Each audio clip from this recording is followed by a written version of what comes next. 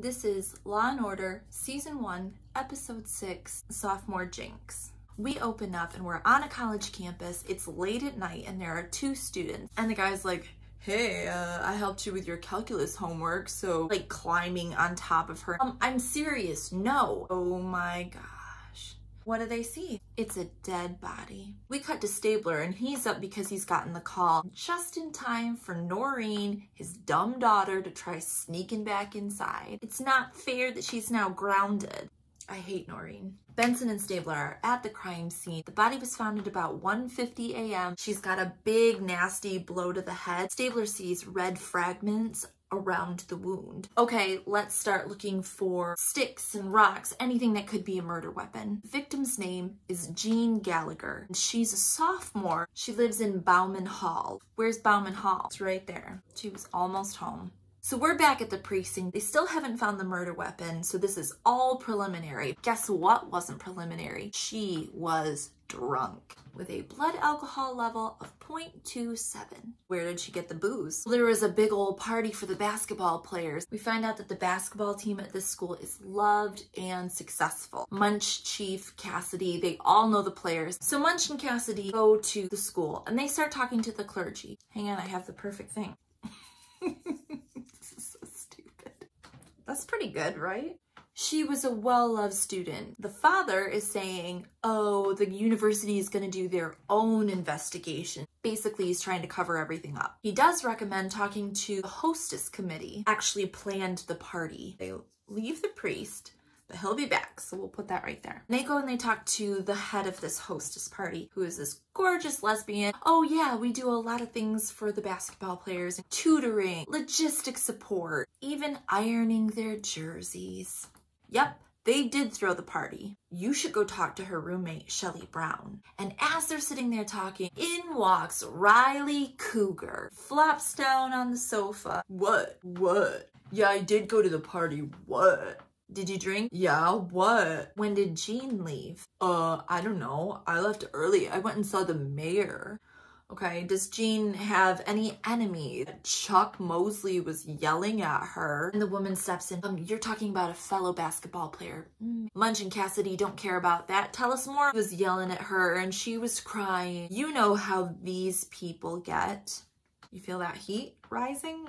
What do you mean, these people? What? You know, street player. You know, the type that think they can get away with anything just because they're so bad. Munch says, as opposed to the rich white boy that thinks he can get away with everything just because his daddy has money. But we gotta go down, we gotta find Mosley. They find him in a pickup basketball game. He's clearly the best. Hey, we gotta ask you some questions. And he gets a little bit pissed. Did you ask any white people about it? Or is it just because I'm a black guy? Cassidy's off. What'd you say to me? Ultimately, he admits that he and Jean went to the party together after basketball practice. Yeah, they did have a fight. Know what it was about? She was getting too drunk. You should leave with me and not keep drinking. She wouldn't go, so he just left. What time was that? 1 to 1:30, because when he got home, Conan O'Brien was on. His mom was up waiting for him. Your mom is your alibi? Oh, and she's not around right now because she's visiting your sick auntie? Oh, we can't get a hold of her because she's taking the bus?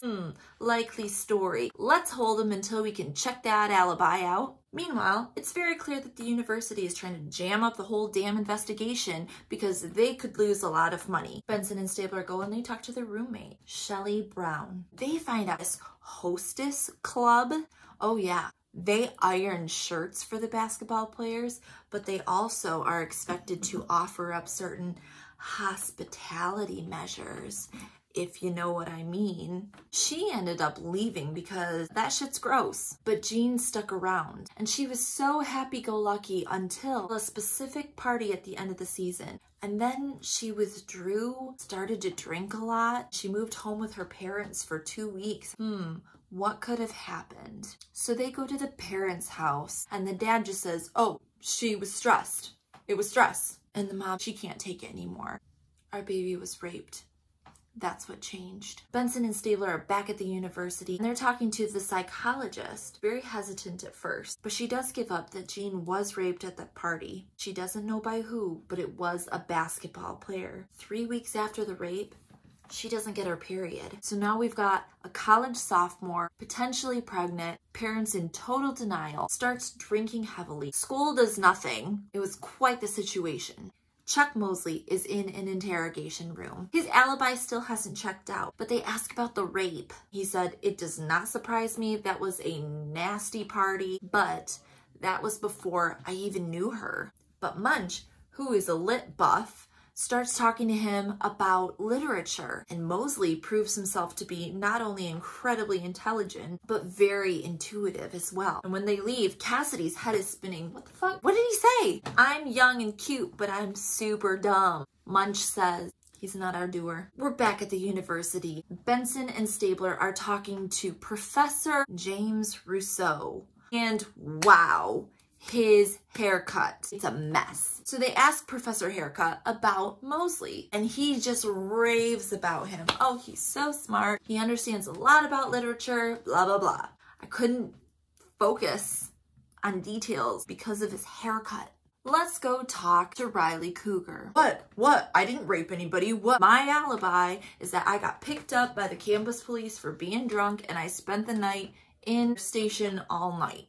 Did I mention that was my alibi? Right.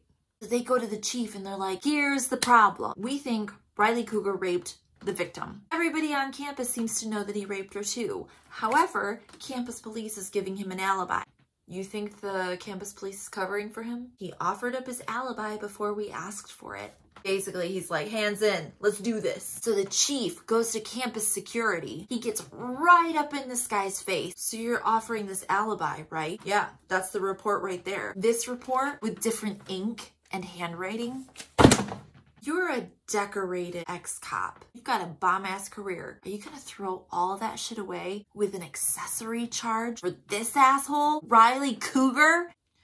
Riley said that they broke up. Kind of a he said, she said thing. Guess what, dummy? This is way past he said, she said. Tell us the truth. He wasn't here. I'm sorry. You fucking should be. Quick detour. Check into Stabler's house. Yup, Maureen still sucks. Next day, Benson and Stabler peeking on the medical examiner, and she's up to her elbows in dead bodies. Do you have anything on the Gallagher case? Man, I'm so busy right now. Bzz. Anything on the rape kit? Just that the doer's sperm count is really low. Ooh, all we gotta do now is get Riley and Mosley to jerk off into a cup. Two different, like their own cup. The pastor doesn't like it. That's an abomination. And suddenly, Reverend Sharpton is there representing Mosley. But on his way back, Mosley says to Munch, "Hey, can I tell you something? Jean and I made love. Before the party, we used a condom." So then we detour and we see Jeffries in court, and she's asking an attorney, "We have a victim that was raped 2 months ago, so there's no physical evidence and the victim is dead. Is there any possible way we can still press charges?" Oh, that's tough. If anybody knows about it, the grand jury will give you an 805 hearsay exemption, providing the person is credible enough. And Jeffries is thinking about that decorated cop. That's pretty fucking credible. It's credible and it's incredible. Benson and Stabler are back talking to Professor Haircut. What happened the day after the murder? Oh, well, he seemed distracted. I thought that he was just hungover. Yeah, see what I'm saying? That's distracting. Stabler and Benson are walking away. Hang on a second. The first time we talked to Haircut, Mosley was just this angel. I wrote angle. The second time, he was this hungover slacker. What's his angle?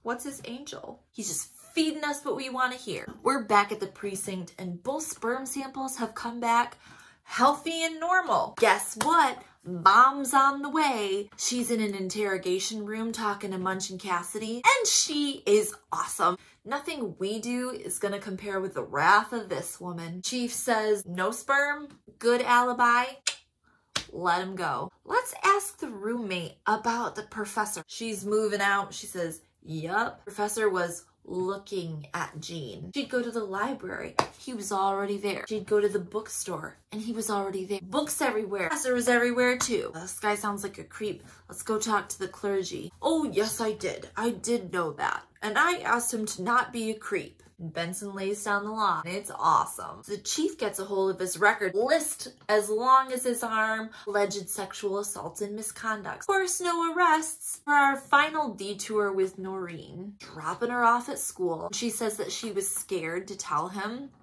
I'm scared too, because you just want to go out and hang out with your friends, but guess what? I'm the one that's picking up your body parts in New Jersey the next day. Never felt so seen as a parent. So Benson and Stabler go to the crime scene. Okay, where is Russo's haircut?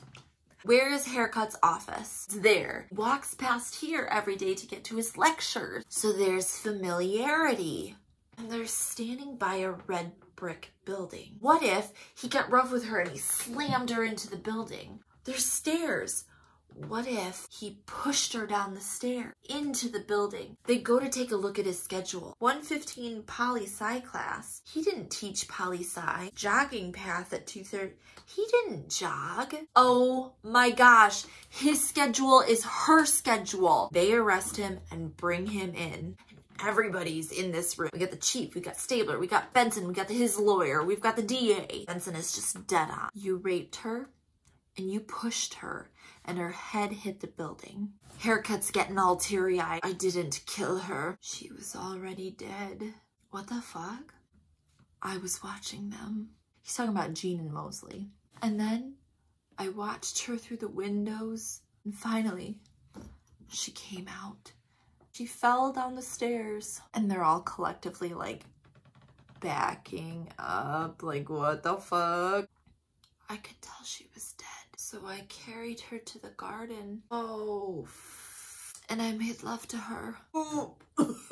After this bomb, his lawyer is talking to the DA. If you drop the homicide charge, I'll have my client plead to sex with a deceased person. That's only a Class A misdemeanor. Guess what? 1 year? Probably suspended. Recommended probation. Well, guess what? We've got you on like 3 other Class A felony. Obstruction. Disturbing a crime scene. Both of those are 1 year mandatory and you will serve them consecutively. In the final scene, Cassidy and Munch head to Mosley's house and he's packing up because he's transferred to Tulane. Hey, you know Riley Cougar? I lost a year of eligibility and he gets nothing. Grand jury has enough to indict that asshole. Goes around, comes around. Mosley says, no it doesn't.